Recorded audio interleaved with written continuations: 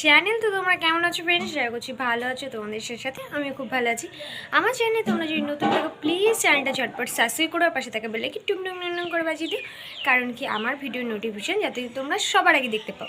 তা আজকে বেসিক্যালি ভিডিওটা কিসের উপরে তোমরা টাইটেল আর থাম্বনেল দেখে বুঝতেই পেরেছো। তো চলো বেশি এটা ভাট না বকে আজকের ভিডিওটা শুরু করা যায়। তো বন্ধুরা, আজকের ভিডিওটা কিন্তু ভেরি ইন্টারেস্টিং বা চলমলে একটা ব্লগ বলতে পারো। ফার্স্ট তো আমি প্রপোজাল পেয়েছি, তারপর আবার রাজপ্রাসাদের রাজপুত্র বাড়ি ফিরছে 4 দিন পর। মানে বুঝতে পারছো আজকের ব্লগটা কতটা ইন্টারেস্টিং। সেই জন্যই কিন্তু সকালে স্নানটা সেরে পূজা অর্চনার কাজটা করে নিয়েছিলাম। তারপরেই দেখলাম বাড়ির সামনে একটা ইউনিক যন্ত্র এসেছে। এই যে নারকেল গাছ, সবাই এরকমভাবে কিন্তু গাছে উঠে নারকেল গাছের এই যে ঝরে বা ডালটা কাটে বা পাতাগুলো কেটে নিচে ফেলায়, কিন্তু ইনি আজকে এখানে দেখো কি সুন্দর একটা ইউনিক যন্ত্র এনেছে। এটার সাহায্যে নাকি নারকেল গাছে উঠতে 2 মিনিটের খেল, মানে খুব তাড়াতাড়ি ইজিলি ওঠা যায়। সেই জন্যই আমরা সবাই এখানে এই যে ভিড় করেছি এটা দেখার জন্য। আর দুপুরে মা গেছে দাদাকে আনতে, আর আমি আর বাবা বাড়িতে ছিলাম। তো বাবাই আজকে সমস্ত কিছুর কিন্তু রান্না করছে, আর আমি দেখো আমি এখানে বসে বসে ল্যাদ খাচ্ছি। এতদিন পরে রাজপুত্র বাড়িতে ফিরছে, সে কারণে রাজাই আজকে সমস্ত কিছু অ্যারেঞ্জ করেছে। আমি মোটামুটি রান্না তেমন একটা পারি না, সে কারণে আমি আর হাত লাগালাম না। তারপরে এই যে আমার দুষ্টু মিষ্টি আর একটা ভাই চলে এসছে, তার সাথে প্রচুর গল্প হচ্ছিল। গল্প যতটা না হচ্ছিল তার সাথে কিন্তু বেশি আমরা ওয়েট করছিলাম, বলতে পারো এক প্রকার অপেক্ষা রাজপুত্রের জন্য। কখন রাজপুত্র এসে বাড়ির সামনে গাড়ির থেকে নামবে। ঘোড়ার গাড়ি না, এমনি নর্মাল গাড়িতে আসছে। এবার অনেকক্ষণ ধরে খেয়ালই করছি, তোমাদের সাথে শেয়ার করে দিই। আজকে দাদা 4 দিন পরে বাড়িতে ফিরছে। গাড়িতে করে একদিন পিজিতে নিয়ে যাওয়া হচ্ছিল, আজকে হচ্ছে ছুটি দিয়েছে, দেন দাদা বাড়িতে আসে। সেজন্য কিন্তু দাদা যা যা ভালোবাসে সমস্ত খাবার আমি এখান থেকে আগের থেকে নিয়ে রেখেছিলাম, যে দাভাই আসলে আমি আর দাভাই মোটামুটি বসে যাব খাবার নিয়ে।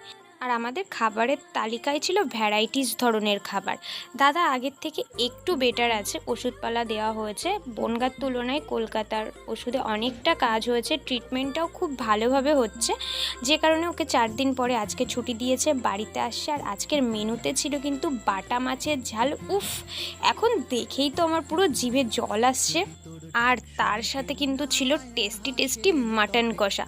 মাটন বেসিক্যালি আমি খাই না, সে কারণেই আমার জন্য বাটা মাছের ঝাল করা হয়েছে, আর দাদাভাইদের জন্য মাটন প্লাস মাছ দুটোই ছিল। আর তার সাথে ছিল আমের চাটনি। উফ, এটা তো আমার সব থেকে বেশি ফেভারিট, গরমকালের একদম জনপ্রিয় খাবার প্রত্যেকের ঘরে ঘরে। আর তারপরে এই যে একটু কেনাকাটা করছিলাম, কারণ যা গরম পড়েছে তাতে করে সামারের জন্য কোনো কিছু না কেনাকাটা করলে আর হচ্ছেই না। তো এইখান থেকে মা, দিদি, আমি সবাই মিলে কিন্তু কেনাকাটা করতে শুরু করেছি। আর আমি এই যে স্লিপলেস এই কুর্তিটা নিয়ে নিয়েছি, পরে তোমাদের ওয়্যার করে দেখাচ্ছি যে কোনটা নিলাম কি নিলাম। তো এখান থেকে আরও 2-1টা নেওয়ার আমার ইচ্ছা ছিল, কিন্তু ততটাও পছন্দ না হওয়ার কারণে আমি আর এখান থেকে কিছু একটা পারচেস করিনি, জাস্ট একটা কুর্তিই আমি নিয়েছি। এখানে অনেক ধরনের ভ্যারাইটিস ধরনের দেখাচ্ছিল, কিন্তু এই গরমের জন্য আমি যেটা পারফেক্ট মনে হয়েছে আমি সেটাই নিয়েছি।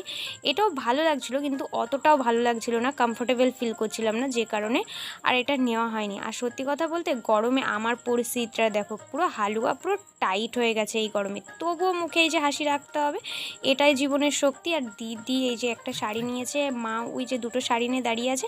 মোটামুটি আমরা সবাই কিছু না কিছু কেনাকাটা করে। দা ভাইয়ের জন্য একটা টি-শার্ট নেওয়া হয়েছে, আর আমার জন্য এই কুর্তিটা নিয়েছি। এখনও ফিটিংস হয়নি, কেমন লাগছে অবশ্যই তোমরা কমেন্টে জানিও যে এই কুর্তিটা কেমন লাগছে সামারের জন্য। কথা বলতে বলতে দাদা ভাই বাড়িতে চলে এসছে। দাদা ভাইয়ের কতটা ফিটনেস আছে দেখো, এখন অনেকটা ভালো।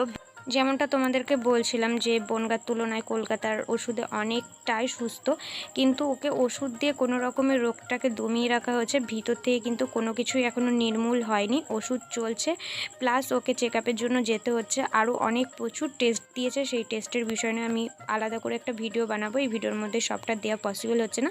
দেন আমরা এসেছিলাম জল নিতে, আর এখানে এসেই এনার সাথে দেখা। এখনও পর্যন্ত কত গরিব মানুষ আমাদের এদিকে রয়েছে, এখনও পর্যন্ত নাকি পাতা কুড়িয়ে ঝাড় দিয়ে নিয়ে গিয়ে রান্না করবে, সেই ভাতে ওনারা খাবে। এই সমস্তগুলো দেখলে না আজকালকার দিনে ভীষণ পরিমাণে এখনও কষ্ট।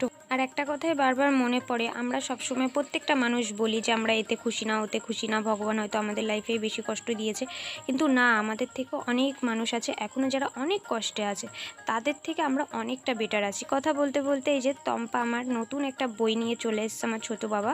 তো ছোটো বাবা সবসময়ই চেষ্টা করে কিছু না কিছু করে আমার মনটাকে একদম হ্যাপি রাখার, আর ওর ভাষায় গোলু গোলু রাখার, মানে আমার মনটাকে গোলু গোলু রাখার। যাই হোক, এই দেখো আজকে খুব সুন্দরভাবে আমাকে একটু হামি দিয়েছে, আর ওর আজকে প্ল্যানিং ছিল কিন্তু প্রপোজ করবে, যেটা তোমাদেরকে বলছিলাম।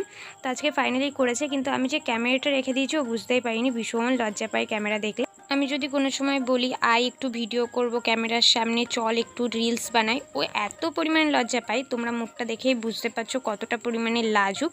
যাই হোক বন্ধুরা, আজকের ভিডিওটা এই পর্যন্ত। আর এটা হচ্ছে নাইটের চাঁদ, কত সুন্দর লাগে দেখো। আমি প্রত্যেক দিনই এই অনুভূতিটা অনুভব করি, তোমাদের সাথেও আজকে শেয়ার করলাম। তো তোমাদের সাথে খুব তাড়াতাড়ি দেখা হচ্ছে নেক্সট ব্লগে। ততক্ষণ ভালো থেকো, সুস্থ থেকো, tata friends, love you all.